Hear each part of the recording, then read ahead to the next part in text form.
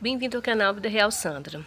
No vídeo de hoje eu quero esclarecer dúvidas de vários inscritos do canal que me perguntaram sobre Dama da Noite. Já tenho vários vídeos aqui falando sobre ela, mas o de hoje é especialmente para tirar dúvidas.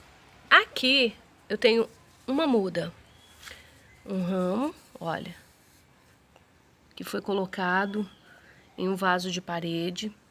Tem mais ou menos 8 meses que eu coloquei essa folha aqui e se enraizou. Dela surgiram outras, como por exemplo essa e várias aqui nas laterais. Todas essas que vão surgindo são novas mudas. E o que acontece? Essa planta maravilhosa, muito desejada, que também é difícil de ser encontrada, pode ser cultivada a sol pleno e a meia sombra. A dúvida então seria onde colocar a Dama da Noite. Pode ser colocada em um vaso de parede, como esse que eu fiz aqui. Só que tem um detalhe. Com o passar do tempo, ela começa a se desenvolver e a ramificar bastante. E começa a pendurar. Ela vai se arriando e isso força a planta e as suas raízes começam a ficar assim, olha, expostas. Isso não pode acontecer. Então, se você plantar a Dama da Noite em um vaso, dê preferência um de borda bem larga e que você possa colocar no chão, num canto de parede, próximo a algum suporte, ou também que possa colocar no suporte dentro do próprio vaso, para ir amarrando, porque ela vai se tornando uma trepadeira, cresce muito. Costuma florir uma vez ao ano e depende muito do clima da sua cidade. Quanto mais sol ela receber, mais cheia fica, traz aí um perfume bem marcante, uma floração bem bonita. Ou seja, uns consideram que tem cheiro muito forte, outros consideram que tem um odor muito forte. E uns têm até alergia. Então, não são todos que, almejam aí a Dama da Noite, mas é assim, é um espetáculo, pena que dura muito pouco. Aqui na minha região eu conheço como Dama da Noite mesmo, mas dependendo de onde você mora, você vai conhecer como Flor da Lua, Cacto Orquídea, Rainha da Noite, Jasmim Verde, Dama de la Noche, Coerana e outros nomes que vão surgindo com o passar do tempo. Mas eu conheço como Dama da Noite mesmo. Ela é considerada uma cactácea, gente, por pertencer à família dos cactos. E é de fácil cultivo. Não requer muitos cuidados, porque ela não gosta de muita água e prefere um solo arenoso. Então, é uma planta que você não vai ter problemas em cultivar. E o que acontece? O seu cultivo deve ser feito com matéria orgânica, ou seja, você vai colocar os substratos básicos de um plantio: terra vegetal, esterco de boi ou de galinha e humus de minhoca. Essa mistura você acrescenta areia de construção, mas se você quiser acrescentar outros substratos, pode.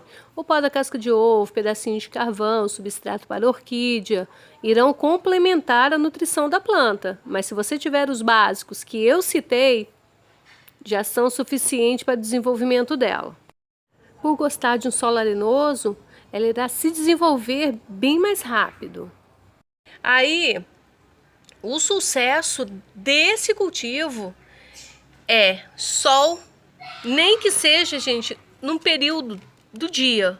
Aqui, por exemplo, mesmo tendo um espaço pequeno, ela se desenvolveu e realmente pendurou para a direção da claridade. Ela recebe o sol da manhã, num período de 3 horas mais ou menos.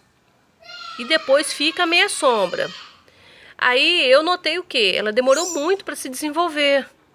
Ah, mas você sabe que ela gosta de sol porque deixou a meia sombra. Porque eu preciso fazer esse tipo de experiência para tirar dúvidas que vão surgindo com o passar do tempo e que, para serem respondidas, é necessário realmente ter feito um procedimento, ter tido uma experiência mesmo com a planta para afirmar o que vai acontecer com ela.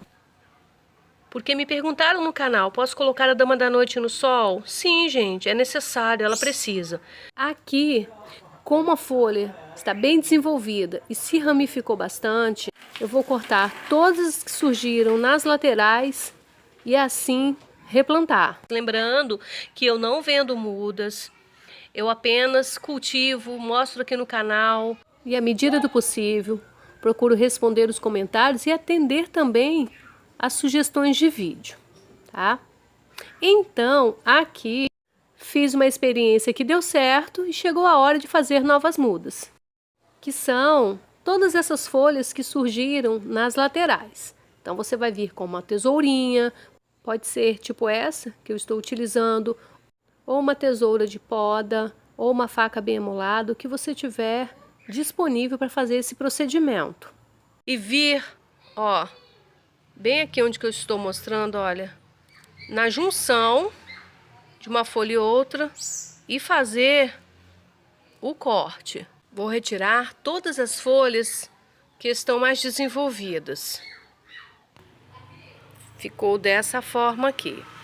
A matriz eu irei retirar e colocar em um vaso maior, porque realmente, olha, suas raízes estão ficando expostas de tanto peso, não pode acontecer. Ficaram dessa forma aqui, que já serão replantadas. Eu separei então 2 embalagens de leite. Lave bastante, fure o máximo que você conseguir. Nessa embalagem eu vou colocar um pouquinho de brita aqui no fundo, para auxiliar na drenagem da água. E por cima da brita, apenas areia de construção. E ficou dessa forma aqui. Eu deixei um espaço aqui, ó, de 2 centímetros entre a areia e a borda, por quê?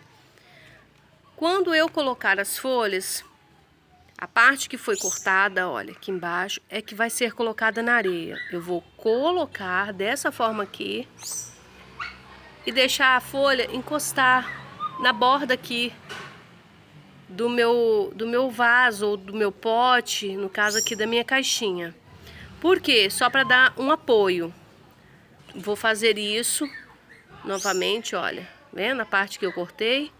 Basta colocar na areia e empurrar um pouquinho, cerca de 1 centímetro, o suficiente que ela fique bem apoiada dentro dessa areia. Vou colocar novamente aqui uma outra folha. Fiz o procedimento com todas elas, dessa forma aqui. Lembrando, sempre que for fazer um replantio por folha ou por estaqui, utilize vários, porque sempre algum acaba morrendo ou secando, então você não vai correr o risco de perder a muda. Vou regar o suficiente que vaze no fundo do frasco, da caixinha, do vaso, onde você colocar. Inclusive aqui nas laterais já começaram a vazar.